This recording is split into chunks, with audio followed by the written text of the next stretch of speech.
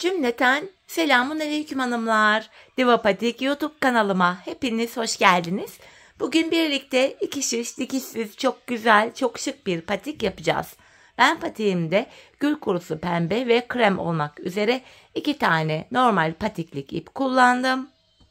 Şişlerim 3 numara. Modelimiz de şöyle. Çok güzel, çok şık, çok hoş bir model oldu hanımlar. Ön bölüm bu şekilde. Patiğimizin kenarları, tabanı, topuk kısmı. Modelimizin hiçbir yerinde dikişimiz yok. Patik böyle. Hanımlar, bu patik benim elimin ölçülerine göre 37, 38 ve 39 numara ayaklar için uyumlu oldu. Hemen patiğimizi kenara bırakıyoruz. Birlikte başlayacağız. Bu bölümden başlayacağız. Önce üst bölümünü öreceğiz hanımlar. Bunun için öncelikle şu gül kurusu pembe ipimden şöyle bir miktar ayırdım. Patiğimizi yapabilmek adına. Diğer ipim ile şöyle başlıyorum. Pembe, gül kurusu pembe ipim ile. İpimin ucunda şöyle bir miktar bir ip bıraktım. İlmeklerimizi atıyoruz. Hanımlar, patiğimize 27 ilmek olarak başlıyoruz. Şöyle 3 ilmeğimiz oldu. 4, 5, 6, 7. Bu şekilde 27 ilmek atalım gelelim. 27 ilmeğimi attım geldim hanımlar. Hemen şu kenarına bir düğüm atacağım. Şöyle geri dönüyorum. Bu aşamada ilk sırada ilmekleri düz öreceğim. Yani haroşa. Kenar ilmeğimi örmeden alıyorum. İlmeklerimizi sıra sonuna kadar düz olarak bu şekilde örelim gelelim hanımlar. Sıra sonuna kadar ilmeklerimi ördüm. Geri dönüyorum. Geri döndüğümüzde ön yüzdeyiz. Ön yüzde olduğumuzu şöyle kabul ediyorum. Şu başlangıç ipimiz eğer ki sol taraftaysa ön yüzdeyiz demektir. Şimdi ön yüzde modelimizi kurmaya başlayacağız. Model 8 sıradan oluşuyor hanımlar. Yani şu her bir dilim 8 sıradan oluşuyor. Modelde ilk sıramız, şöyle krem ipimi de hazırlayıp önüme koydum. Kenar ilmeğimi alıyorum. Hemen yanına ikinci ve üçüncü ilmeğimi düz ördüm. Bir tane ajur yapıyorum, yani artırma. Yanına 1, 2 ilmek düz ördüm. Kenar ilmeğiyle birlikte toplam 3 ilmek düz ördüm. Bir ajur yaptım. Yanına 2 ilmek düz ördüm. Şimdi krem ipimi alıyorum. Krem ipimiz ile ortadaki ilmekler haroşa olacak. Hem ön hem arka yüzde bu krem ile olan bölümleri düz öreceğiz hanımlar. Haroşa düşmesi için. Öncelikle şimdi başlıyorum. Buraya 1, şu ikinci ilmeğim, krem ile örüyorum. Şu 2. Hemen krem ipimin ucunu da düğümleyeceğim hanımlar. Patiğimiz sökülmesin diye. Şöyle şuraya düğümümü attım. 2 ilmek ördüm. Devam ediyorum. 3, 4, 5, 6, 7. Krem ipim ile 7 ilmek ördüm. Ortada üçlü bir kesim yapacağım. Ortadaki 3 ilmeğin üçünü birden keserek örüyorum. Hanımlar, bu yanlara, bu sağ ve sol kenarda ajur yaparak artırma yapıyoruz. Ortada üçlü kesim yaparak ilmekleri tekrar toplamış oluyoruz. Yani 27 ilmek olarak örmüş oluyoruz bu bölümü. 7 krem ördüm. Ortada 3 ilmeğin üçünü birden kestim. 7 ilmek daha örüyorum. 1, 2, 3, 4, 5, 6, 7. 7 ilmek daha ördüm. Şimdi diğer kenar içinde şu kestiğimiz ipimizi ekleyeceğim. Diğer pembe ipimi de buraya ekleyeceğim. 7 kremden sonra hemen yanına 1. Yine kremimin ucunu buraya düğümleyeyim. Hanımlar, pembemin ucunu krem ipime düğümleyeceğim. Şöyle 2 tane düğüm attım. Buraya şöyle 2 tane pembemi ördükten sonra hemen bu kenara da bir tane ajur yapıyorum. Yani ipimi şişime doladım. Kalan 3 ilmeğimi düz örüyorum. Bu şekilde. Şimdi hanımlar, arka yüzdeyim. Arka yüzde kenar ilmeğimi aldım. Pembe olan ilmeklerimin tamamını arka yüzde ters örüyorum. Bakın, ajur yaptığım ilmeğim dahil. Hepsini ters ördüm. Krem bölüme geldim. Renk geçişi yaparken ipleri arkada bırakıyorum. Kremimi elime aldım. Krem ilmeklerimin hepsini arka yüzde düz, yani haroşa örüyorum. Arka yüzde ilmeklerimizi bu şekilde yapıyoruz. Pembeleri ters, Krem ilmeklerimizi de düz yani haroşa örüyoruz hanımlar. Kremlerimin tamamını düz ördüm. Tekrar bakın kremimi arkaya doğru alıyorum. Arka yüze pembemi aldım tekrar. Kalan ilmeklerimi de pembe ipim ile ters olarak örüyorum. Şöyle. Tekrar ön yüzdeyiz hanımlar. Bakın burada bir diş haroşamız oluştu. Modelin ilk sırasını yaptık. Ön yüzde ve arka yüzde örüyoruz. Bir sıra örmüş oluyoruz böylece. Şimdi modelde ikinci sıramızı yapacağız. Kenar ilmeğimi aldım. Bu defa 2, 3 ve ajuruma kadar örüyorum. 4 ilmek düz ördüm. Tekrar ajurumu yapıyorum. Yanına 2 ilmek düz ördüm.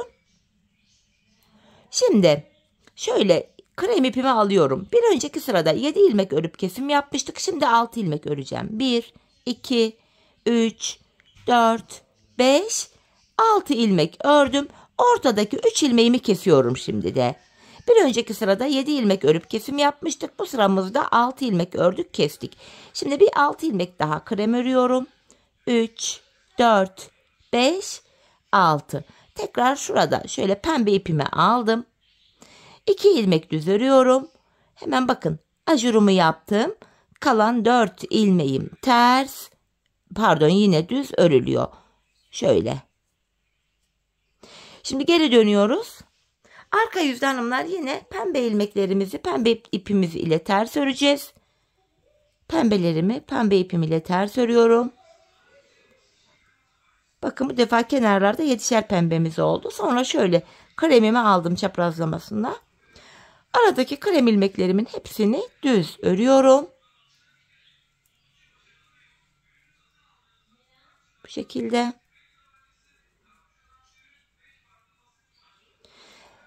Tekrar çaprazlamasına pembe ipimi aldım.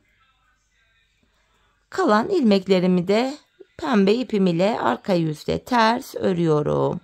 Sonuncuyu da ters ördüm. Şimdi tekrar geri dönüyorum hanımlar. Yeniden ön yüzdeyiz. Bu defa modelimizde 3. sıramızı yapacağız. Bu sıramızda kenar ilmeğimi alıyorum. Yanına 2, 3, 4 ve 5 ilmek düz ördüm. İlk sırada 3 ilmek örüp öyle ajur yapmıştık. İkinci sırada 4 ilmek örüp ajur yaptık. Üçüncü sırada 5 ilmek ördüm. Ajurumu yapıyorum. Buradaki 2 ilmeğimi düz ördüm. Tekrardan kremimi alıyorum. Bir önceki sırada 6 ilmek örüp kesim yapmıştık. Şimdi 5 ilmek örüp kesimimi yapacağım. 5 ilmeğimi ördüm. Ortadaki üçlü ilmeğimi kesiyorum. Tekrar 5 tane kremimi ördüm. Hemen bu kenarda da şöyle pembe ipimi alıyorum. Hemen buraya 2 tane pembe ördükten sonra ipimi şişime doladım. Ajurumu yaptım. Kalan 5 ilmeğim düz olarak örülüyor. Ön yüzde modelin 3. sırasını da bu şekilde kurduk hanımlar. Tekrar geri döndüm, arka yüzdeyim. Arka yüzde yine yapacağımız işlem aynı. Pembe ilmekleri pembe ipimiz ile ters örüyoruz. Krem ilmekleri de krem ipimiz ile düz yani haroşa örüyoruz. Bakın kremlerime geldim. Çaprazlamasına şöyle kremimi alıyorum. Aradaki krem ilmeklerimi düz örüyorum. Bu şekilde. Tekrar pembeme geldim. Yine kremi arkada bırakıp pembemi aldım. Pembe ilmeklerimi pembe ipim ile ters olarak örüyorum hanımlar.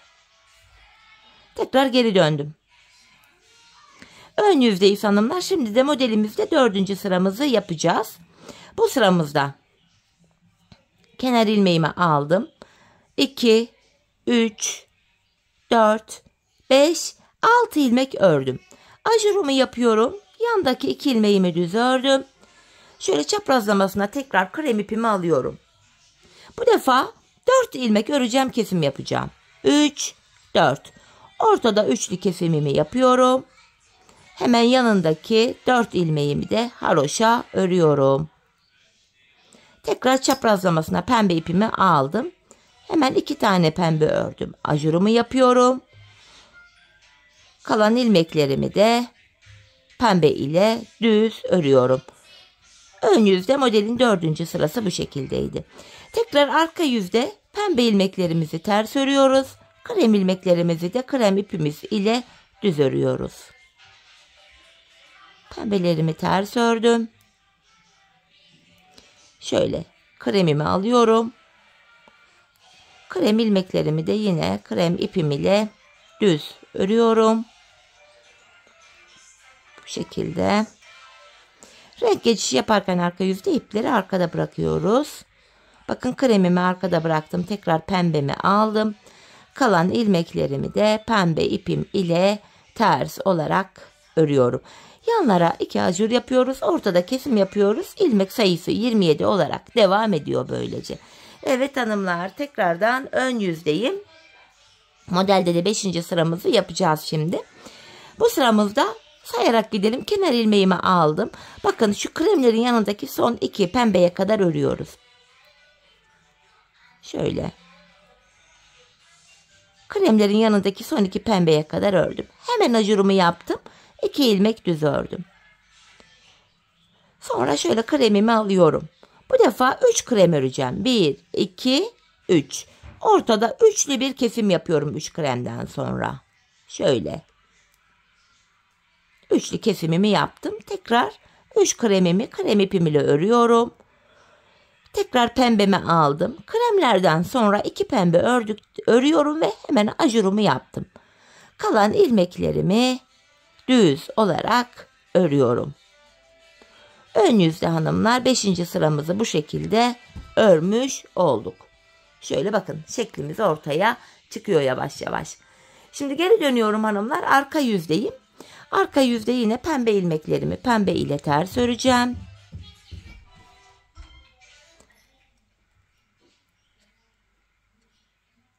Krem ilmeklerimi de şöyle çaprazlamasına kremimi aldım. Krem ipim ile düz yani haroşa örüyorum.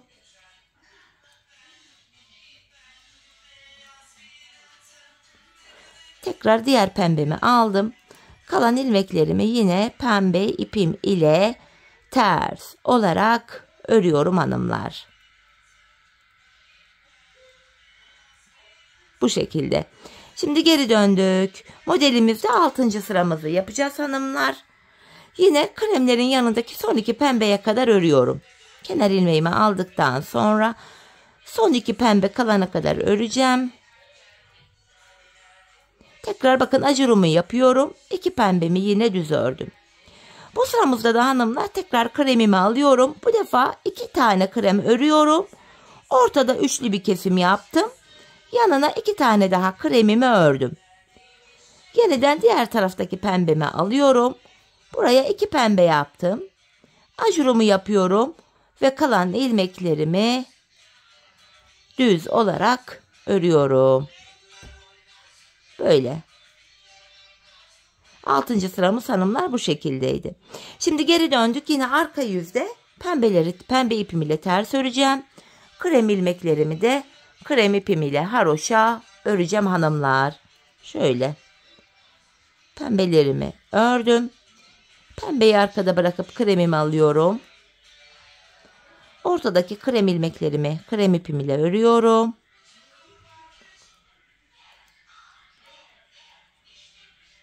Tekrar kremi bırakıp diğer pembemi aldım. Kalan ilmekleri de pembe ipim ile örüyorum hanımlar. Ters olarak. Sonuncuyu da ters ördüm. Şimdi hanımlar geri dönüyorum. Ön yüzdeyim. Şöyle. Modelimizde de 7. sıramızı yapacağız hanımlar. Modelde 7. sıramız. Şimdi kenar ilmeğimi aldıktan sonra yine son 2 pembeye kadar örüyorum. Son 2 pembem kalana kadar. Bakın son 2 pembem kaldı. Hemen ajurumu yaptım. 2 pembemi örüyorum. Tekrar kremimi aldım. Şimdi de bir tane krem öreceğim. Ortada üçlü kesim yapıyorum. Ve yanındaki bir kremi örüyorum. Tekrar şöyle renk geçişimi yaptım.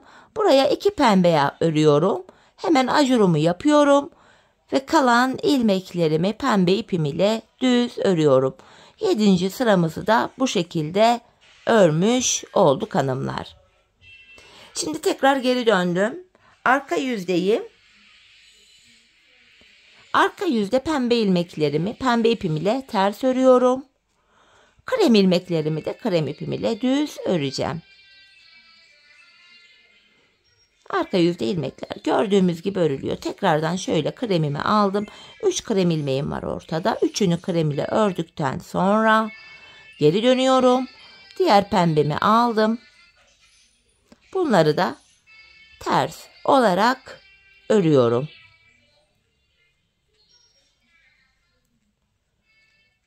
Sonuncuyu da yine ters ördüm hanımlar. Tekrar ön yüzdeyiz. Modelimizde 8. ve sonuncu sıramızı şimdi yapacağız hanımlar. Yapacağımız işlem şöyle. Tekrardan son 2 pembem kalana kadar örüyorum. Kenar ilmeğimi aldım. Son 2 ilmeğim kalana kadar, yani son 2 pembem kalana kadar örüyorum. Hemen ajurumu yaptım. Yanındaki 2 pembemi düz ördüm. Tekrar şöyle çaprazlamasına kremimi alıyorum. Bu defa ortada 3 kremim kaldı. 3'ünü birden kesiyorum hanımlar. Şöyle. Ardından tekrar şu pembemi alıyorum. Diğer pembemi. 2 ilmek ördükten sonra yeniden ajurumu yaptım. Ve kalan ilmeklerimi düz örüyorum. Modelimizin son sırası da hanımlar bu şekildeydi. Ön yüzde sonuncu sıramızı da kurduk. Şöyle. Şimdi arka yüzdeyim. Hanımlar yine arka yüzde ilmeklerimizi gördüğümüz gibi örüyoruz. Pembe ilmeklerimi pembe ipim ile ters örüyorum.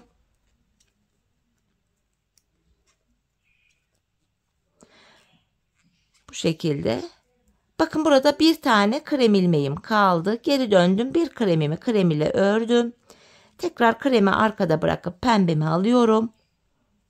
Şu kalan ilmeklerimi de pembe ipim ile ters olarak örüyorum hanımlar.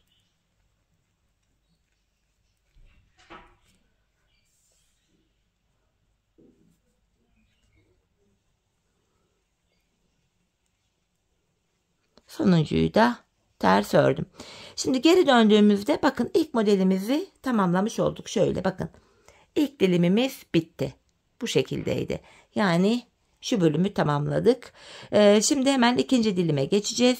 8 sıradan oluşan modelimizi yine aynı şekilde kurmaya başlayacağız hanımlar. Kafanız karışmasın diye şimdi ilk sıranın kuruluşunu sizlere tekrardan anlatacağım. Şimdi ikinci dilime başlıyoruz. İlk dilimi nasıl yaptıysak ikinciyi de aynı şekilde yapacağız hanımlar. İlk dilimin birinci sırası. Ön yüzde kenar ilmeğinden sonra ikinci ve üçüncü ilmeği de örmüştük. Ardından ipimi şişime doluyorum. 2 ilmek düz örüyorum.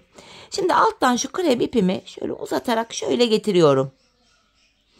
Şimdi hanımlar burada 7 tane krem örmüştük ilk sırada. Ortada üçlü kesim yapmıştık. Şimdi aynısını yapıyoruz. Bakın 7 tane kremimi örüyorum.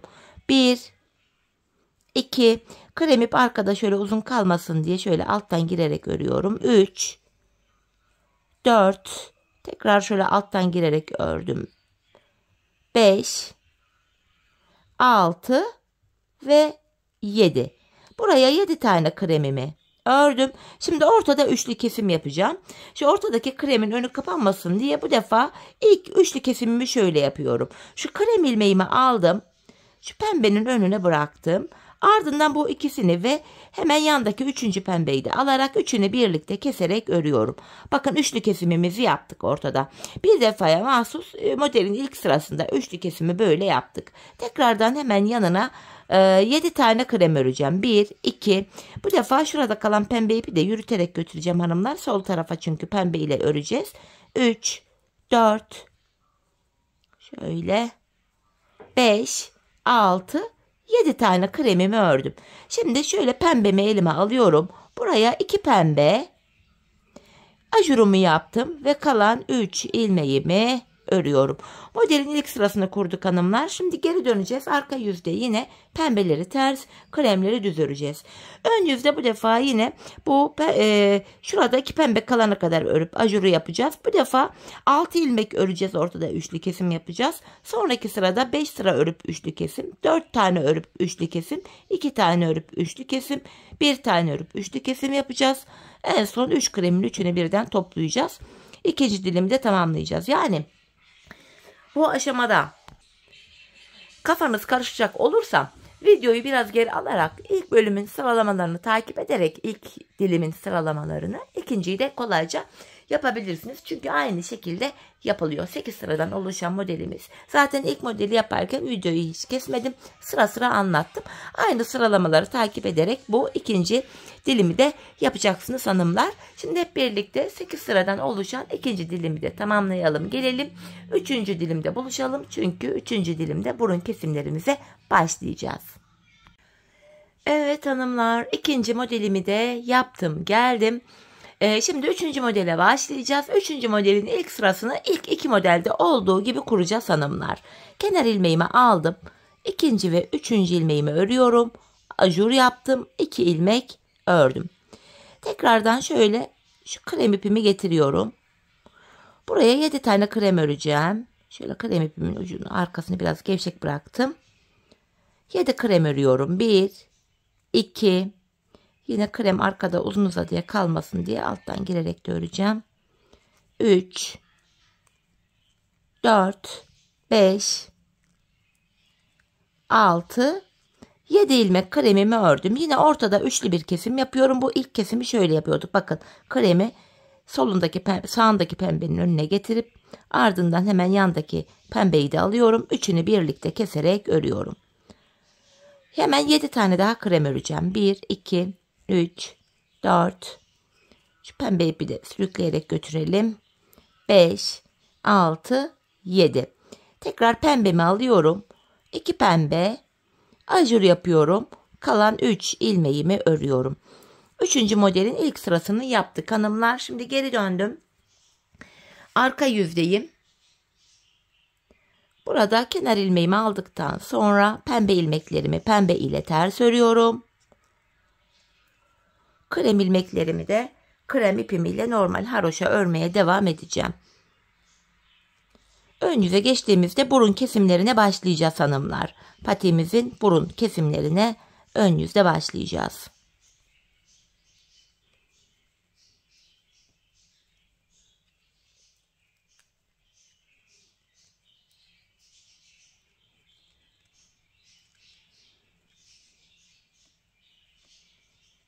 Tekrar pembemi alıyorum. Kalan ilmeklerimi pembe ipim ile ters örüyorum. Evet, 3. modelin ilk sırasını tamamladık. Şimdi geri döndüm. Ön yüzde 2. modeli yapacağız. Sağ ve soldan kesimler yapmaya başlayacağız hanımlar bu sıramızda. Öncelikle kesimler şöyle olacak. Sağ tarafta sağa doğru, sol tarafta sola doğru kesim yapacağız. Kenar ilmeğimi aldıktan sonra şuradaki ilmeğimi kaçırdım, tutuyorum. Kenar ilmeğinden sonra önde 2 ilmeğim var. Sağa doğru kesim yapacağım. Şöyle yapacağım onu da. 2. ilmeğimi ilkinin önüne getirip bırakıyorum hemen şurada. Bu ikisini birlikte kesiyorum. Bu sağa doğru kesim oluyor. Ardından yanına 1 ilmek ördüm. Bakın yine şu kremden önce 2 pembe kalana kadar örüyorum. Tekrar ajurumu yaptım. Yanındaki 2 ilmeğimi ördüm. Tekrardan kremimi alıyorum. Bu defa 6 krem örüp ortada üçlü kesimimi yapacağım. 4, 5, 6. Yine ortadaki 3 ilmeği aldım. Üçünü birden kesiyorum. Yanına 6 ilmek daha örüyorum krem ile. Tekrardan pembemi aldım elime. Burada da hanımlar yine kenara 2 ilmek ördükten sonra ajur yapıyorum. Yanına 1 ilmek düz ördüm. Sol kenarda da son 3 ilmek kalana kadar örüyoruz. Öndeki 2 ilmeği sola doğru kesiyorum. Yani bu ikisini birlikte keserek ördüm. Kenar ilmeğimi de örüyorum. 2 ilmek eksildi. Hanımlar bu defa ajur yapmadık. Ortada kesim yaptık. 2 ilmek eksildi. 25 ilmek kaldı. Geri dönüyorum. Yine arka yüzde pembe ilmekleri pembe ile ters öreceğiz. Krem ilmekleri de krem ipimiz ile düz, yani haroşa öreceğiz. Arka yüzde yine ilmekler gördüğümüz gibi örülüyor.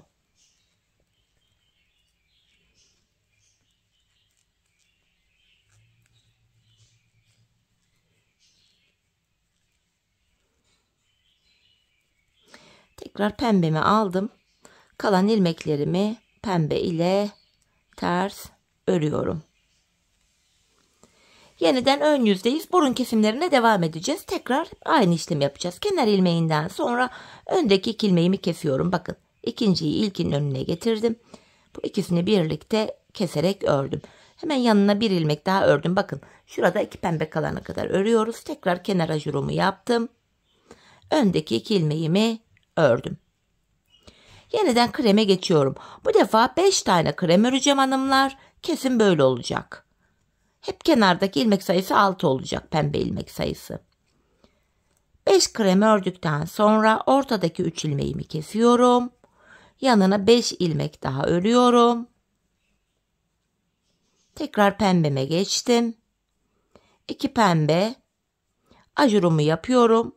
Yanına bir ilmek daha ördüm. Bakın son 3 kalana kadar örüyoruz. Sol kenarda da yine şu öndeki 2 ilmeğimi kestim ve sonuncu ilmeğimi ördüm. Burada sağ kenarda ilk ilmeği ördükten sonra öndeki 2 ilmeği sağa doğru kesim yapıyoruz.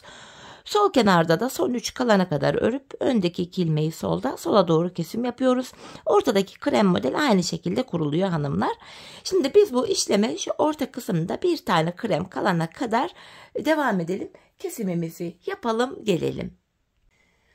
Evet hanımlar, patiğimizin bakın burun kısmını ördüm geldim. Ortada bir krem ilmek kalana kadar. Şimdi şişimizde 13 ilmek var. 11 ilmek kalana kadar kesime devam edeceğiz. Bir sıra daha keseceğim.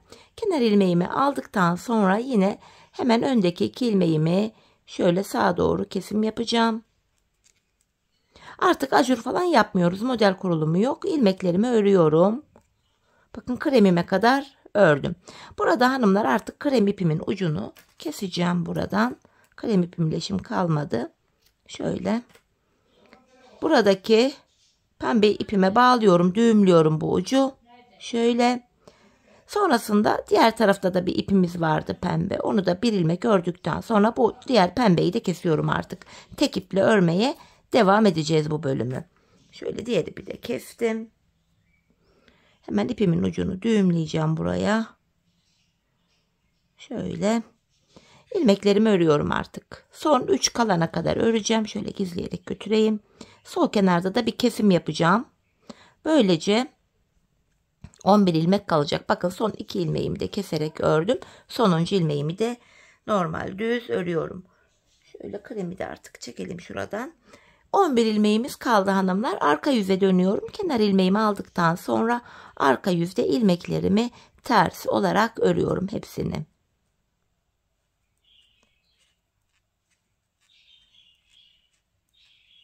Şimdi geri döndük. Patiğimizin tabanına geçeceğiz hanımlar. Bu aşamada hem tabanımızı öreceğiz hem de patiğimizin tabanı üst bölüme eklenecek. Yapacağımız işlem şu. Kenar ilmek yerlerine girerek ilmek çıkaracağız. Hemen şurada bakın ilk kenar ilmek yerim hemen şurada. Şöyle. İlmeğin iki kanadına birden bu ön yüzde ilk sağ kenardan buradan giriyorum. İlmek çıkarttım. Şişimde 13 ilmek oldu. 12 ilmek oldu. Böylece hem patiğimizin üstü örülüyor, hem patiğimizin tabanı örülüyor, hem de taban üst bölüme ekleniyor. İlmek çıkarttıktan sonra şişimdeki ilmeklerimi örüyorum. Önce sağ kenardan sonra sol kenardan ön yüzde ilmekler çıkarıyoruz. Kenar ilmek yerlerine girerek. Bakın sonuncu ilmeğimi ördüm. Bu sol kenardan da hemen şuradaki kenar ilmek yerine girerek ilmek çıkarttım. 13 ilmeğimiz oldu. Geri dönüyorum. Arka yüzde ilk ilmeğimizi örmeden alıyoruz. İlmekleri ters örüyoruz. Bu ilmek çıkartma işlemi sadece ön yüzde yapılıyor. Önce sağ sonra sol kenardan ilmekler çıkarıyoruz. Arka yüzde de ilmekler normal ters olarak örülüyor. Sonuncuyu da ters ördüm. Tekrar ön yüzdeyim. Yine bir sonraki kenar ilmek yerine girerek bakın. İlmeğin iki kanadına birden girerek ilmek çıkarttım. Şimdi de 14 ilmeğim oldu. İlmeklerimi sıra sonuna kadar öreceğim.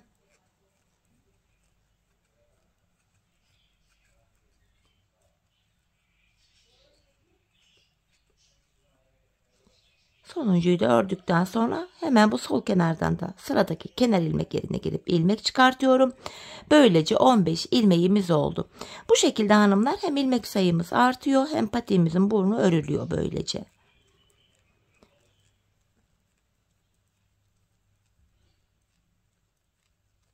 Sonuncuyu da ters ördüm.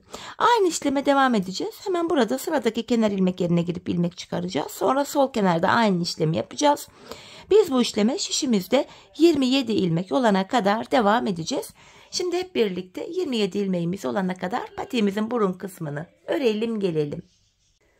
Evet hanımlar, burada 27 ilmeğim olana kadar patiğimin burun kısmını bakın şöyle ördüm ve geldim. Artık 27 ilmek olarak örmeye devam edeceğiz. En son 26. ilmeğimi sağdan, 27. ilmeğimi de soldan çıkarttım. Şimdi geri dönüyorum hanımlar. Bu aşamada 27 ilmek ile öreceğiz. Arka yüzeyim, yine ilmeklerimi ters olarak örüyorum. İlmek sayıları artık artmayacak. 27 ilmek olarak örmeye devam edeceğiz. Bu şekilde son 2 ilmeğim kalana kadar öreceğim. Bu şekilde. Bakın son 2 ilmeğim kaldı. Şu an arka yüzdeyim. Son 2 ilmeğimi tersten kesiyorum. 26 ilmek kaldı. Geri döndüm, ön yüzdeyim. Tekrar sıradaki kenar ilmek yerine, yani şuraya girerek buradan bir ilmek çıkartıyorum. Yeniden 27 ilmeğim oldu. Ben şöyle ilmeğimi çıkarttım, 27. Şimdi ön yüzdeyim. İlmeklerimi tekrar son 2 ilmeğim kalana kadar öreceğim hanımlar. Düz olarak örüyorum. 27 ilmek ile bu şekilde öreceğiz.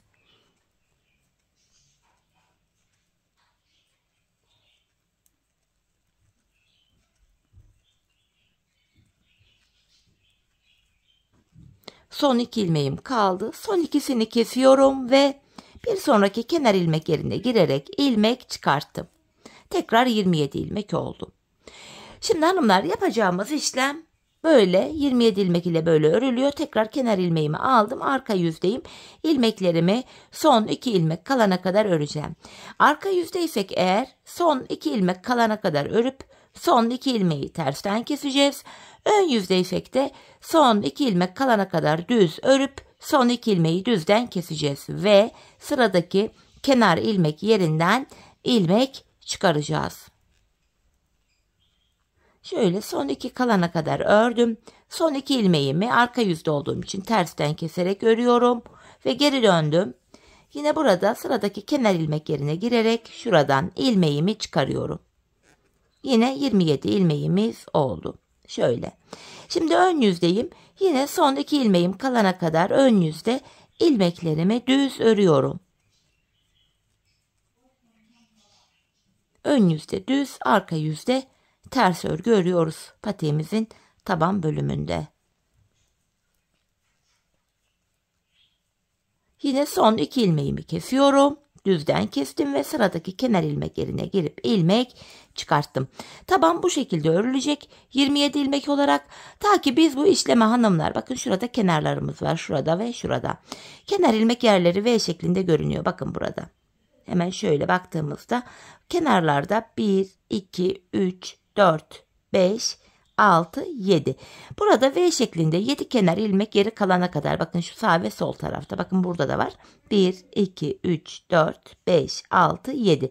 Şuralarda son 7'şer kenar ilmek yeri kalana kadar patiğimizin taban bölümünü yine 27 ilmek olarak örelim gelelim.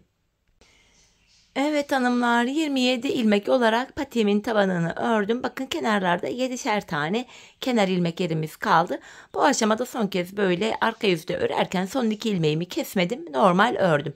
Şimdi yanlardan yine ilmekler çıkartmaya devam edeceğiz. İlmek sayılarımız da artacak. Bakın sıradaki kenar ilmek yerine girerek ilmek çıkarttım. Bu defa 28 ilmeğimiz oldu. Şimdi ilmeklerimi sıra sonuna kadar normal öreceğim. Yine kenar ilmek yerlerinden ilmekler çıkartmaya devam edeceğiz. Bu defa son 2 ilmeği keserek örmediğimiz için ilmek sayıları artış gösterecek. Sıra sonuna kadar ilmeklerimi örüyorum.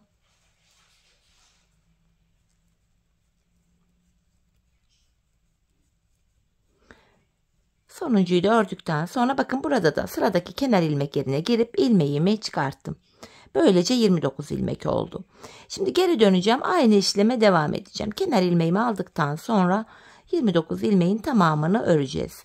Son 2 ilmeği kesmeden örüyoruz.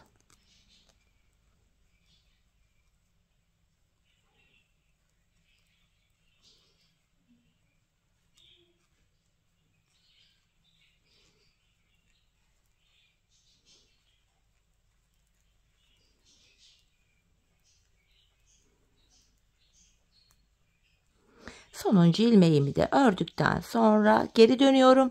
Ön yüzdeyim. Bir sonraki kenar ilmek yerine girerek yine ilmek çıkarttım.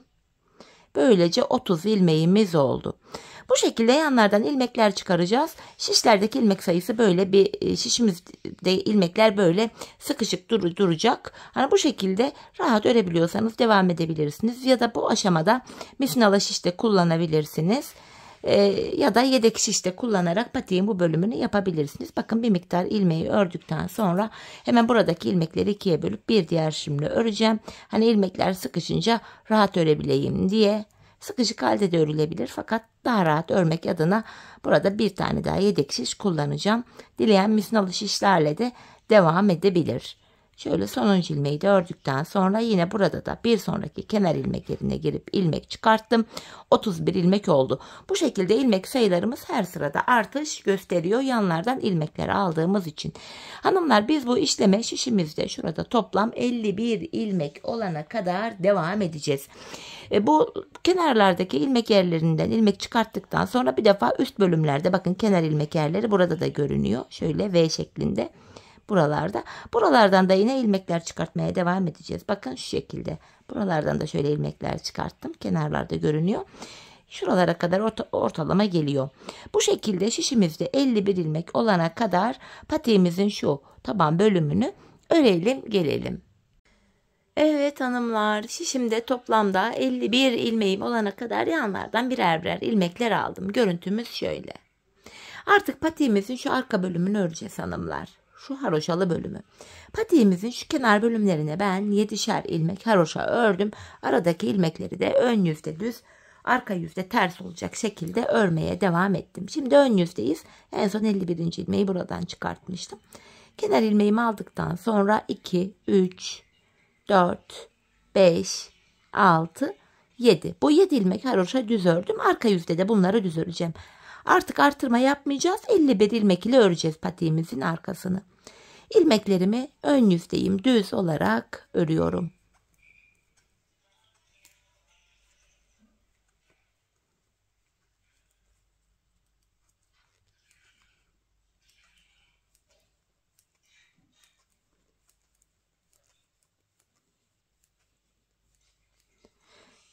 Diğer şişime geçtim.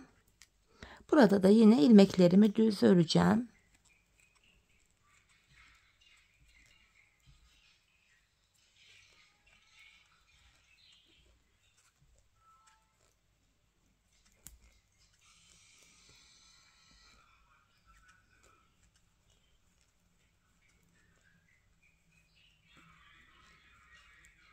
Bakın son 7 ilmeğim kaldı. Bakın şöyle bakalım. Bakın burada son 7 ilmek var. Bu haroşa, bunu yine düz öreceğiz. Hem ön hem arka yüzde bu haroşalar düz örülüyor. Sonuncu ilmeğimi de ördüm hanımlar. Şimdi geri dönüyorum. Arka yüzdeyiz. Kenar ilmeğimi aldım. Kenar ilmeğim ile birlikte toplam 7 ilmek haroşam düz oluyor. 4, 5, 6, 7. Şöyle baktığımızda burada bir diş haroşa oluştu. Diğer ilmeklerimi de arka yüzdeyim ters olarak öreceğim. Ön yüzde düz, arka yüzde ters örüyoruz. Haroşa aralarında kalan ilmekleri. Kenarlarda da 7'şer ilmek haroşamız var. Patiğimizin arkası bu şekilde yapılacak. Tekrar diğer şişime geçtim. Yine ilmeklerimi ters örmeye devam ediyorum.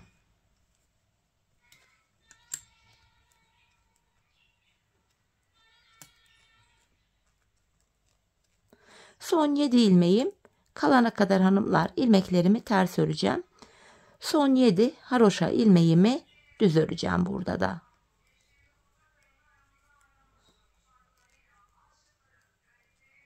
Bu şekilde. Şöyle baktığımızda burada 7 ilmeğimiz var. Son 7 ilmeğimizi haroşa olarak yani düz olarak örüyorum. Bu şekilde. Şöyle baktığımızda şu kenarlarımızda hem şurada hem burada birer diş haroşamız oldu. Hanımlar ben bu patiğimin arka bölümünde şurada toplamda 10 diş yani 10 sıra haroşam olana kadar ördüm. Bu benim ölçüme göre tam oldu. Sizler bu aşamada patiğinizi örerken arka kısmını şöyle bir ayağınıza giyin, ölçün. Topuğunuzun kenarına gelene kadar arka bölümü öreceksiniz hanımlar. Ben 10 sıra haroşa ördüm ama belki siz 12, belki 13 örersiniz. Bu sayı sizin ayak numaranıza göre, ayağınıza göre değişiklik gösterebilir. Şimdi hep birlikte patiğimizin şu arka bölümünü kendi ölçülerimize göre örelim, gelelim. Ardından buluşalım, topuğumuzu birlikte keseceğiz. Evet hanımlar, patiğimin şu kenarında 10 diş haroşam olana kadar arka bölümü ördüm, geldim. Bu aşamada hanımlar topuğumuzu yapacağız. Topuk kesiminde bana kolaylık sağlasın diye ön yüzden baktığımızda şu sol kenara 21 ilmek ayırdım. Kalan ilmekleri sağ şişime taktım. Şimdi topuğumuzu örmeye başlayacağız. Bu bölümde kenardaki 7 ilmek haroşamızı yine haroşa olarak öreceğim. Model bütünlüğü sağlansın diye. 7 haroşamı ördüm. Ön yüzdeyim. İlmeklerimi düz olarak ve sayarak örmeye devam edeceğim. 7 haroşamı örmüştüm. 8, 9, 10, 11, 12, 13, 14, 15, 16, 17, 18, 19, 20 ilmeğimi ördüm. 21. ilmekte öndeki ikisini alıyorum. Birlikte keserek örüyorum. 20 ördüm. 21. de kesim yaptım. Zaten bu sol kenara da 21 ilmek ayırmıştık. Topuğumuz için ortaya baktığımızda burada da 8 ilmek kaldı. Bu 8 ilmek her seferinde birer birer kesilecek, eksilecek, bitecek ve böylece topuğumuz oluşacak. Şimdi yapacağımız işlem şu. Kesimden sonra geri dönüyoruz. Arka yüzdeyim. İlk ilmeğimi örmeden aldım. Diğer ilmeklerimi arka yüzde ters olarak örüyorum hanımlar. İlmeklerimi ters örüyorum. Bu şekilde. Son 7 ilmek kalana kadar ters öreceğim. Son 7 haroşa ilmeğimi düz olarak örüyorum hanımlar. Bu şekilde. Sonuncu ilmeğimi de ördüm. Şimdi tekrar geri dönüyorum. Ön yüzdeyim. Bir önceki sırada yaptığım işlemin aynısını yapacağım. Yani ilk 20 ilmeğimi öreceğim. 21. de kesimi yapacağım. 7 haroşamı ördüm. Sayarak gidiyorum. 8, 9, 10, 11, 12, 13, 14, 15, 16, 17, 18, 19, 20 ilmek ördüm. 21. de yanındaki ilmeği de alıyorum. İkisini birlikte keserek ördüm. İkinci kesimi yaptık. Bir önceki sırada arada 8 ilmek vardı. Şimdi baktığımızda 1 ilmek eksildi. 7 ilmek kaldı. Şimdi tekrar kesim yaptık. Geri döneceğiz. Arka yüzde ilmekleri öreceğiz. Ön yüzde tekrar 20 ilmek örüp 21'de kesim yapacağız. Biz bu kesme işlemine aradaki ilmekler bitene kadar devam edeceğiz. Şimdi hep birlikte topuğumuzu sizlere anlattığım gibi örelim gelelim. Evet hanımlar, aradaki ilmeklerin bitene kadar patiğimin topuğunu ördüm geldim. İlk başta sol tarafa 21 ayırmıştık. Kesimlerden sonra sağda da 21 ilmek kaldı. Şimdi patiğimin düz tarafı içeride, ters tarafı da dışarıda olacak şekilde ikiye katlıyorum. Ben tığ ile kolay kesim yapabildiğim için tığımı aldım. İlk kesimim şöyle. Benden taraftaki şişten bir ilmek, ikincinden de bir ilmek aldım. İkisini topluyorum. Diğer kesimlerimi de şöyle yapıyorum. Benden taraftaki şişten bir ilmek, ikinciden de bir ilmek aldım. İkinci ilmeği ilkinin içinden geçiriyorum. Tığımdaki ilmekleri topluyorum. Benden taraftaki şişten bir ilmek, ikinciden de bir ilmek aldım. İkinci ilmeği ilkinin içinden geçirdim. Tığımdaki ilmekleri topluyorum. Karşılıklı olarak şişlerimizden birer tane ilmek alıyoruz ve ikinci şişten aldığımız ilmeği ilk şişten aldığımız ilmeğin içinden geçiriyoruz ve tığımızdaki ilmekleri topluyoruz. Kesme işlemi bu şekilde yapılıyor. Her iki patiğimizin topuğu da aynı yöne, aynı şekilde kesiliyor hanımlar. Gizli kesim yapıyoruz. Kalan ilmeklerimizi de aynı şekil keselim gelelim. Evet hanımlar, son birer ilmeğim kalana kadar ilmeklerimi kestim. Bu aşamada önce benden taraftaki, sonra da diğer şimdiki ilmeğimi tığıma aldım. Tığımda 3 ilmeğim var. Üçünü birden topluyorum ve buraya şöyle bir tane zincir attım. Bakın patiğimizin topuğu şu şekilde oldu. Gizli kesim, çok temiz, düzgün bir görüntüsü var. Hanımlar, ben bir de patiğimin kenarına tek sıradan oluşan bir kenar oyası gittim. Bu kenarımız daha sıkı dik dursun diye. Hemen yapılışını da sizlere göstereyim. Öncelikle yapacağımız işlem şu. İpimi tığıma doluyorum. Hemen öndeki kenar ilmek yerine ilmeğin iki kanadına birden girip ilmek çıkartıyorum. Tığımdaki ilmeklerimi topluyorum. İpimi tığıma doluyorum. Öndeki kenar ilmek yerine girip ilmek çıkartıyorum. Tığımdaki ilmekleri topluyorum. Bu şekilde kenar oyamızı yapıyoruz hanımlar. İpimizi tığımıza doluyoruz ve sıradaki kenar ilmek yerine ilmeğin iki kanadına birden girip ilmek çıkarıyoruz ve tığımızdaki ilmeklerimizi topluyoruz. Şöyle bakın, görüntümüz bu.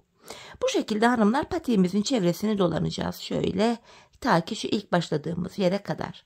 Şimdi kenar oyamızı tamamlayalım, gelelim. Evet hanımlar, ilk başladığım yere kadar kenar oyamı yaptım. Geldim. Şimdi şuraya 2 tane zincir çekiyorum ve ipimizi kesiyorum. Hemen ipimin ucunu gizleyeceğim önce. Sonra patiğimize bakalım. Şöyle sıkılayarak, düğümleyerek ipimin ucunu güzelce gizliyorum. Ayağı giydikten sonra çıkmasın diye. Evet. İpimizi de gizledik. Evet hanımlar, bakın. Kenar oyamızı da tamamladık. Patiğimiz hanımlar görüntü itibariyle hemen göstereyim. Bakın. Şöyle. Modelimiz bu şekilde. Çok rahat, çok kolay, güzel bir kullanımı var. Dikiş olmadığı için rahatsız edici bir tarafı yok. Hemen manken ayağıma da giydireceğim. Birlikte modelimizi ayakta da görelim. Hoş, güzel, şık bir model oldu. Çeyiz için de oldukça uygun. Günlük kullanım için de gayet uygun bir model. Ben çok beğenerek, çok severek yaptım. Umarım sizler de patiğinizi benimle birlikte beğenerek, severek yaparsınız. Yapacak olanlara da şimdiden kolay gelsin diyorum. Bakın hanımlar, patiğimizin ayaktaki duruşu da bu şekilde. Tabanımız, topuğumuz, model böyle. Evet hanımlar, yine birlikte güzel bir modelin daha sonuna geldik. Umarım sizlere faydalı, hoş bir video olmuştur. Yeni modellerde, yeni videolarda buluşmak dileğiyle. Şimdilik hoşça kalın, sağlıcakla kalın.